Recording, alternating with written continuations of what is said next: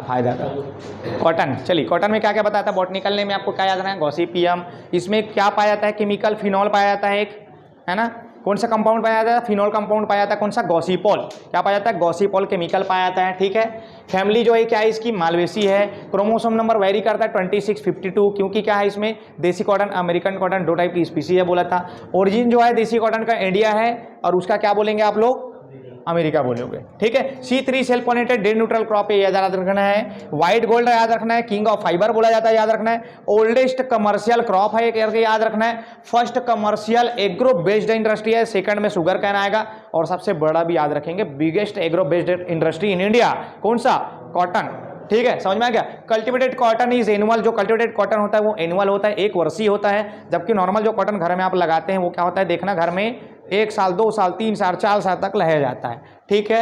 20 से 25% इसमें ऑयल का कंटेंट होता है, थोड़ा सा वेरी है वैसे, बता दूंगा। 2 टाइप के किसमें क्या पाए जाएंगे, ब्रांच पाए जाएंगे, मोनोपोडियल और सिम्पोडियल। मोनोपोडियल में सिर्फ पत्तियां आएंगी, वेजिटेटिव ब्रांच बोला जाता है। सिम्पोडियल को रिप्रोडक्टिव और फ्रूटिंग ब्रांच बोला जाएगा, फ्लावरिंग फ्रूटिंग इसी के अंदर होगा। कॉटन सीड मतलब सिर्फ सीड होगा, सीड का कॉटन मतलब सीड प्लस कॉटन होगा। फाइबर जो होता है इसके अंदर है बेटा, ये हो गया बीजा, बीजा के हल्के हल्के ऊपर में छोटा छोटा क्या पाया जाता है, हेयर पाया जाता है, इसी को बोलते हैं हम लोग फज। फज के ऊपर में एक एपिडर्मल लेयर की आउट ग्रोथ होती है, ये सिंगुलर से मतलब सॉरी यूनिसेलुलर होता है, इसको अपन क्या बोलते हैं, इसी को बोलते हैं हम लोग फाइबर बोलते हैं, इसी को क्या बोलते हैं, फाइबर। ये जो फाइबर होता है 94% सेल्यूलोज का बना होता है, इसका बना होगा 94% सेल्यूलोज का बना होगा। Unicellular outgrowth of epidermal cell. Root जो होता है टैप रूट सिस्टम होता है, इसीलिए क्या है गहरी जड़ें पाई जाती हैं, जड़ें जो है नीचे जाती हैं। न्यूट्रिएंट जो है, मिनरल जो है, वाटर जो है पूरा सॉइल सरफेस के नीचे से अपटेक करता है, जिसके कारण ऊपर की सरफेस में एकदम न्यूट्रिएंट का क्या हो जाता है, luxurious consumption sorry luxury type का क्या हो जाएगा, वहाँ पे न्यूट्रिएंट जो है मिलना चालू हो जाएगा आपको। ऊपर जो सॉइल सरफेस का जो ऊपर पोर्शन रहेगा उसमें न्यूट्रिएंट बहुत ज़्यादा मात्रा में होगा, क्योंकि इसकी जड़ें नीचे गई है तो नीचे से न्यूट्रिएंट ले रहा है, ऊपर से नहीं ले रहा है। इसके बाद जब नेक्स्ट क्रॉप लगाएंगे तो वही नेक्स्ट क्रॉप क्या करेगा, ऊपर में जो न्यूट्रिएंट बचा हुआ है उसको पूरा अपटेक करेगा। तो ये फायदा हो गया हमारे लिए, इसी को कॉटन इफेक्ट बोल रहे थे अपन लोग, ठीक है। उसके बाद देखेंगे गिनिंग क्या बोला, separation of fibre from seed cotton, separation of या removal of fibre from seed cotton. Delinting या डिफ्यूजिंग क्या बोले, फज को रिमूव करना, फज को रिमूव करना। सीड से क्या यूज करते हैं, H2SO4 1:10 के रेशियो में, एक रेशियो क्या लेंगे अपन, H2SO4 लेंगे, 10 रेशियो क्या लेंगे अपन, कॉटन का सीड लेंगे, ठीक हो गया। कैल्शियम क्लोराइड भी यूज कर सकते हैं 0.5%। आगे चलेंगे। उसके बाद अपन ने देखा था वर्ल्ड में एरिया, एरिया इंडिया में ज़्यादा है, उसके बाद USA में ज़्यादा है, उसके बाद चाइना में ज़्यादा है। प्रोडक्शन में उल्टा हो गया है, चाइना पहले, USA तो अपने जगह में है, इंडिया पीछे में चला गया। यहाँ अगर देखेंगे इंडिया की बात करेंगे तो एरिया प्रोडक्शन दोनों में महाराष्ट्र आगे है, बात करता हूँ। उसके बाद अपन ने देखा क्लासिफिकेशन, तो जो कॉटन की जो स्पीसीज है टोटल 20 स्पीसीज पाई जाती है, जिसमें से 4 जो है कल्टिवेटेड है, चारों को फिर अलग अलग बांटा गया है। Old world cotton, new world cotton. Old world cotton को देसी कॉटन बोलते हैं, न्यू वर्ल्ड कॉटन को अमेरिकन कॉटन बोलते हैं। ओल्ड वर्ल्ड कॉटन में 2 आएगा, गॉसिपियम आर्बोरियम, गॉसिपियम हर्बेसियम, ठीक है। इसका जो क्रोमोसोम नंबर होगा 26, क्योंकि ये क्या है डिप्लॉयड है, इसके हैप्लॉयड नंबर ऑफ क्रोमोसोम कितने होंगे भैया, 13। कितना होगा, 13, इसीलिए यहाँ डिप्लॉयड है तो 26 आ गया। New world cotton American cotton में देखिए गॉसिपियम हर्सुटम, गॉसिपियम बारबेडेंस। बारबेडेंस को और क्या बोला था मैंने, इजिप्टियन कॉटन, आइसलैंड कॉटन भी बोला जाएगा। 2n = 52 टेट्राप्लॉइड है बोल दिया था। India is the only country जहां चारों के चारों कल्टिवेटेड कॉटन को कमर्शियली फॉर्म में ग्रो किया जाता है। उसके बाद स्पीसीज बताया था, सबसे ज्यादा जो फाइबर लेंथ होता है वो किसका होता है भैया, अपना बारबेडेंस का। सबसे ज्यादा फाइबर लेंथ किसका होता है, बारबेडेंस का। 29% में क्या लगाया जाता है, आर्बोरियम लगाया जाता है। सबसे ज्यादा किसको लगाया जाता है, तो हर्सुटम को। सबसे ज्यादा किसको लगाया जाता है, अमेरिकन कॉटन को, हर्सुटम को। कितने परसेंट एरिया में, 50% एरिया में। 21% एरिया में क्या लगता है, हर्बेसियम लगता है। कुछ एरिया में, कम एरिया में, मतलब बहुत कम एरिया में क्या लगेगा अपना, बारबेडेंस, उसको अपन नहीं लगाते हैं, हटाइए, गोली मार दी अपन इसको। गॉसिपियम आर्बोरियम का क्या है, लोहित विरनार, है ना, ठीक है। हर्बेसियम का क्या है, दिग्विजय, संजय आ गया अपना। उसके बाद हर्सुटम का क्या है, गंगा सागर अगेती, बीकानेरी नरमा, महालक्ष्मी। बारबेडेंस का सुविन सुजाता, सुविन सुजाता। सुजाता क्या है, it is the first spinning variety of Egyptian cotton. ये इजिप्टियन कॉटन की वैरायटी है, ध्यान रखिएगा। इजिप्टियन कॉटन, कौन सा किसको बोल रहे थे इजिप्टियन कॉटन अपन लोग? बारबेडेंस को बोल रहे थे, release in India.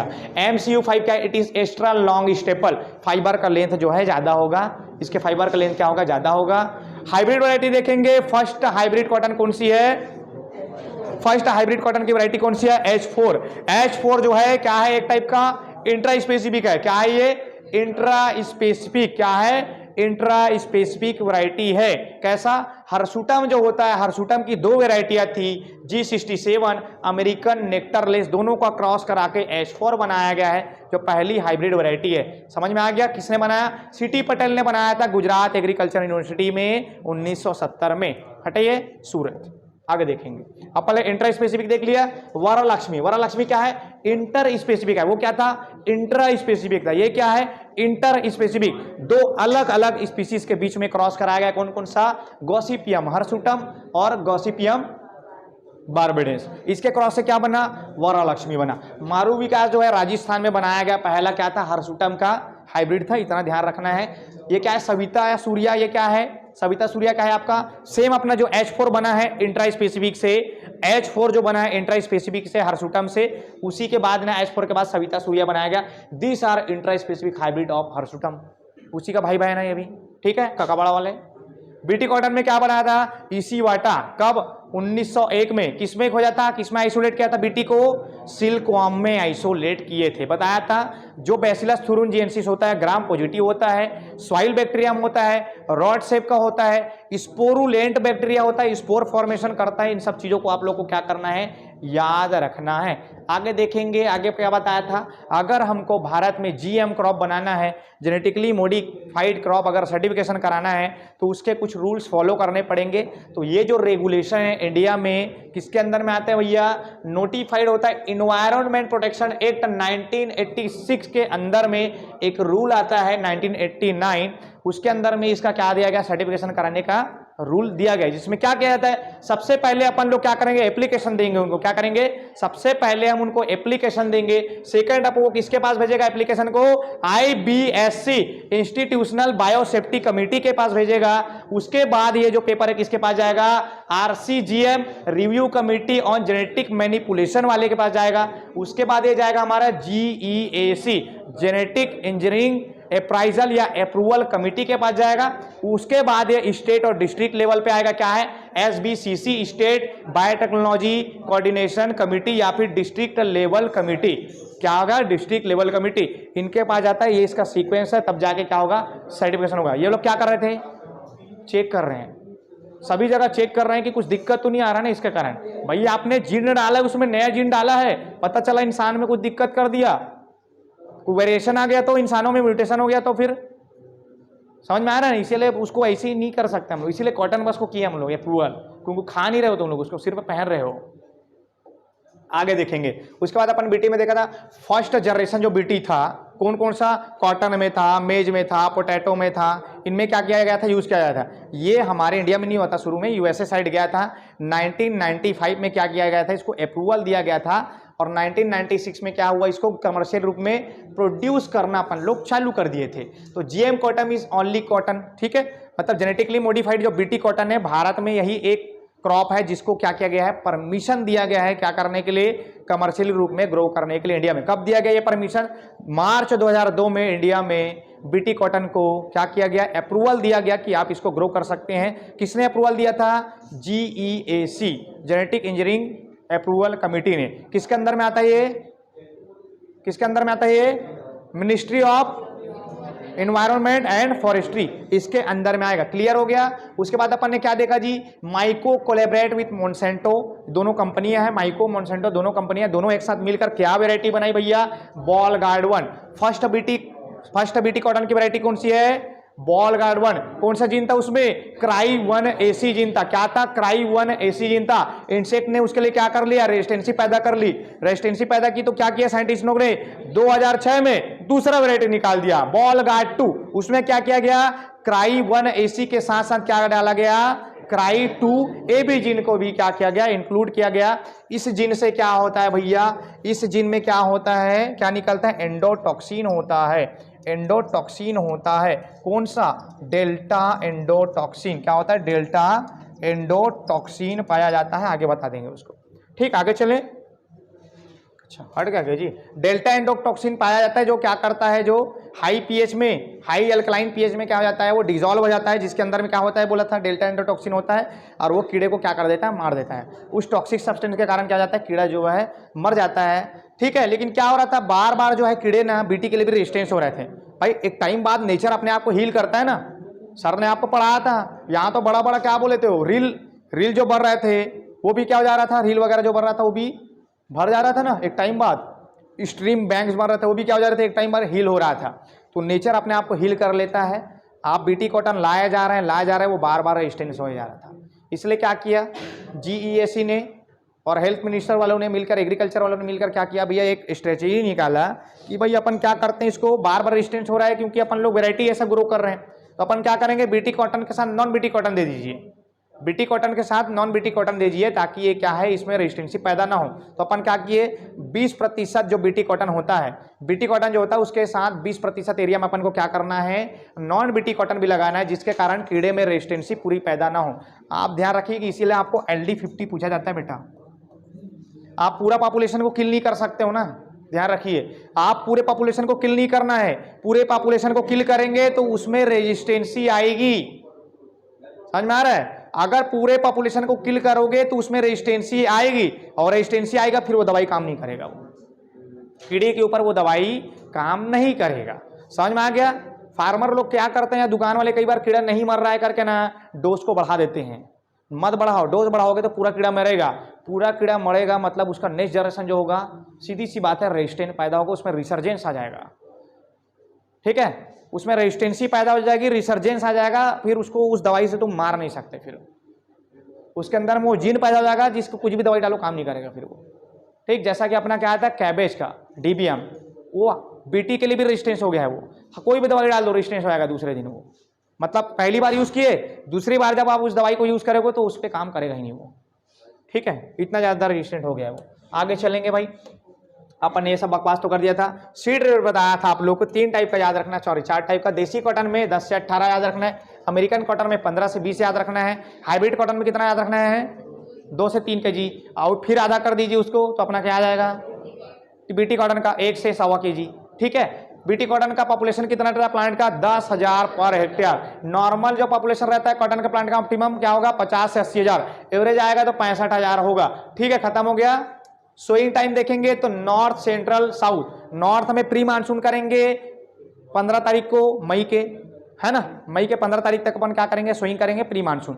Central India में जून जुलाई में सोइंग करेंगे, साउथ इंडिया में सितंबर से अक्टूबर तक अपन सोइंग कर सकते हैं। एक नया टेक्निक अल्ट्रा नैरो रो, ठीक है, UNR USA से डेवलप। इसमें क्या करते हैं, row to row plant to plant distance maintain कर दिए, एकदम एग्जैक्ट रख देते हैं 90x19 वाला। ठीक है, 19x90 का 19 centimetre plant to plant, 19 centimetre row to row. ठीक है, इसको लगाने से क्या हुआ, प्लांट पॉपुलेशन बढ़ गया भैया। कितना बढ़ गया, 2,70,000 पर हेक्टेयर क्या लगेगा इसमें प्लांट लगता है। आगे देखेंगे इरिगेशन 700 से क्या हो रहा है 1300 mm तक वेरी कर रहा है। क्रिटिकल स्टेज फ्रूटिंग आ गया, स्पेयर फॉर्मेशन के टाइम में फर्टिलाइजर 150-30 हो गया। वेट मैनेजमेंट में देखेंगे ट्राइएंथेमा, इकाइनोक्लोवा, डाइसेरिया। हार्बिसाइड मोस्टली यूज होता है डायूरोन, कितना 0.5 kg पर हेक्टेयर। खत्म कर दिए। सेंसिटिव है 240 ग्लाइफोसेट के लिए। टॉपिंग करेंगे 80 से 90 दिन बाद सोइंग के। एपिकल बड को तोड़ देते हैं अपन लोग, क्या कर देंगे, एपिकल बड को तोड़ देंगे। ठीक है, क्या होगा, जिससे जो भोजन ऊपर जा रहा था वेजिटेटिव पार्ट में, वो उसके रिप्रोडक्टिव पार्ट में जाना होगा, फ्लावरिंग फ्रूटिंग ज्यादा होगा, हमको ज्यादा प्रोडक्शन मिलेगा। गिनिंग परसेंट में देखे थे removal of fibre from seed cotton. ठीक है, कैसे निकालेंगे, weight of seed cotton into 100 हो गया। एवरेज जो गिनिंग परसेंट होता है 30 से 35% होता है। देसी कॉटन का 38 से 42 होता है। हर्सुटम का 34 से 38 हो रहा है। बारबेडेंस का 28 से 32 हो रहा है। और गिनिंग परसेंट इन देसी कॉटन हाई है, वो देखने से पता चल रहा है। उसके बाद अपन ने क्या देखा, लिंड इंडेक्स देखा। इसमें क्या देखे, वेट ऑफ 100 क्या है, weight of 100 cotton seed into ginning percent. उसके बाद 100 माइनस गिनिंग परसेंट। एवरेज तुमको फार्मूला भी याद देखो कि चल जाएगा, इसी पूछेगा एवरेज लिंड इंडेक्स। पूछो।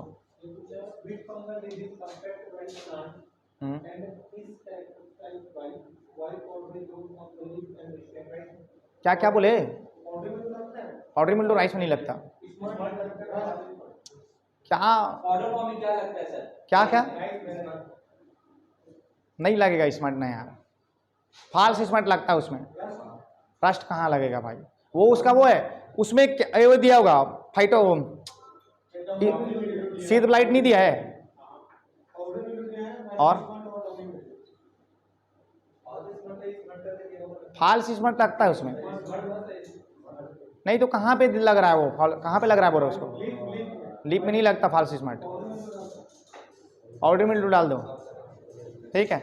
चलो आगे देखो कहाँ पे आए थे लोग बकवास कर रहे हैं। सीड इंडेक्स देखिए, वेट ऑफ 100 कॉटन सीड 4.8 से लेकर 11 ग्राम का होता है सीड इंडेक्स इसका। 100 अपन सीड का क्या लेते हैं, इसमें वजन लेते हैं। यूनिट देखेंगे, कॉटन के एक बेल यूनिट का कितना 170, जूट का 180, मेस्टा का 181, ठीक है। एल्ड 20 से 25 कुंटल। ऑयल परसेंट कितना है 26% किस में आएगा, देसी में 16% किस में आएगा आपका, अमेरिकन में आ जाएगा। उसके बाद इंपॉर्टेंट पॉइंट देखे, तीराक बैट बॉल ओपनिंग में क्या होता है, पानी की कमी के कारण, अर्ली स्विंग के कारण जो इसका बॉल होता है प्री मैच्योर हो गया, झड़ जाता है, बात खत्म, ठीक है। फाइबर फाइनेस को अपन माइक्रोनेयर से देखते हैं। माइक्रोनेयर का मतलब क्या होता है जी, माइक्रोग्राम, माइक्रोनेयर मतलब माइक्रोग्राम, ठीक है। Average weight of fibre in microgram से वही है उसका मतलब। फाइन क्वालिटी 3 to 3.9 क्या होगा, माइक्रोग्राम होगा। 3 से कम हुआ तो पुअर क्वालिटी कहलाएगा। फाइबर स्ट्रेंथ मतलब कितना वजन वो झेल पा रहा है, 95 kg पर स्क्वायर सेंटीमीटर तक अगर वेट अगर झेल लेता है, स्ट्रॉन्ग होगा, ठीक है, very strong. Sorry, fibre maturity किससे नाप रहे थे अपन लोग, एलियोमीटर से। फाइबर थिकनेस नेपीनेस से करते थे। स्पिनिंग किससे मेजर कर रहे थे, number of counts. Number of counts क्या है, काउंट मतलब 450 ग्राम या फिर एक पाउंड में कितना नंबर ऑफ हैंक्स आ रहा है। हैंक्स मतलब क्या है आपका, कितना यार्ड लॉन्ग है आपका फाइबर, कितना यार्ड लॉन्ग है आपका फाइबर, ठीक है, उसको बोलेंगे। तो उसको अपन क्या बोलेंगे, एक काउंट बोलेंगे। खत्म हो गया class, tata bye bye bye.